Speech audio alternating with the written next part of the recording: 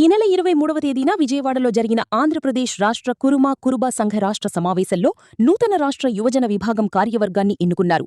ఈ ఎన్నికల్లో ఏలూరు జిల్లా పెదపాడు మండలం కొత్తూరు గ్రామానికి చెందిన దన్నే అశోక్ కుమార్ రాష్ట్ర యువజన విభాగం కార్యనిర్వహణ అధ్యక్షుడిగా, కృష్ణా జిల్లా బాపులపాడు మండలం కె సీతారాంపురం గ్రామానికి చెందిన చెన్నుబోయిన సాంబశివరావు రాష్ట్ర ఉపాధ్యక్షుడిగా ఎన్నికయ్యారు. నూతనంగా ఎన్నికైన నాయకులకు బాపులపాడు మండలం కె సీతారాంపురం గ్రామంలోని భీరయ్యస్వామి సన్నిధి వద్ద ఘన సన్మాన కార్యక్రమం నిర్వహించారు. భీరయ్యస్వామి సన్నిధిలో కొబ్బరికాయలు కొట్టి ఆశీస్సులు తీసుకుని కురుమసంఘ పెద్దలు గ్రామస్తుల సమక్షంలో బొకేలందించి దుశ్శాలువలు కప్పి సత్కరించారు.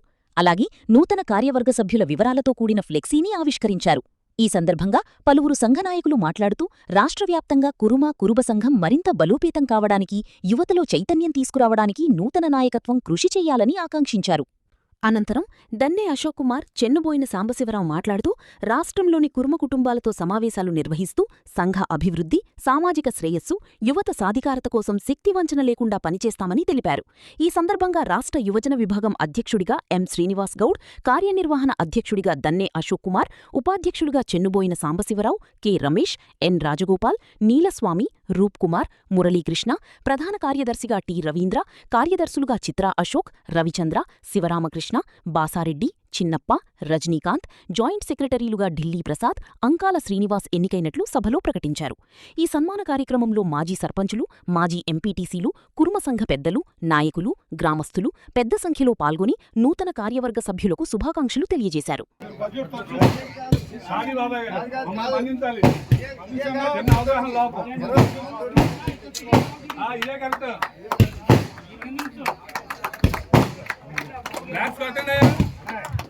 అందరూ దగ్గర రండి బాబు, అందరూ దగ్గర రండి, ఫ్రంట్ రండి, ముందుకు రండి.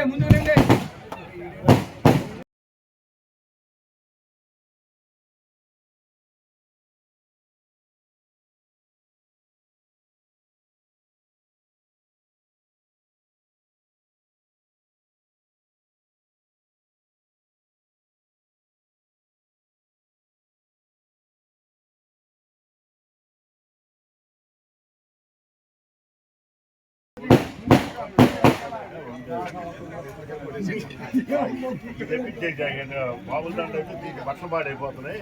సింపుల్గా పెళ్లిళ్ళకి వేస్తారా?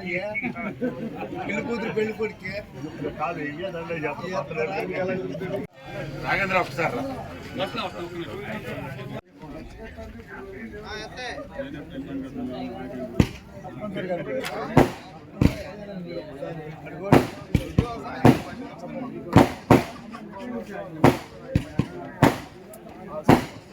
అందరూ ఒకసారి చూడండి. జై కుర్మ, జై కుర్మ, జై కుర్మ, జై కుర్మ, జై కుర్మ, జై కుర్మ, జై కుర్మ, జై కుర్మ, జై కుర్మ, జై కుర్మ, జై కుర్మ. ఒకసారి తొందర అసలు కాంతితో కష్టపడేదంతా నోదు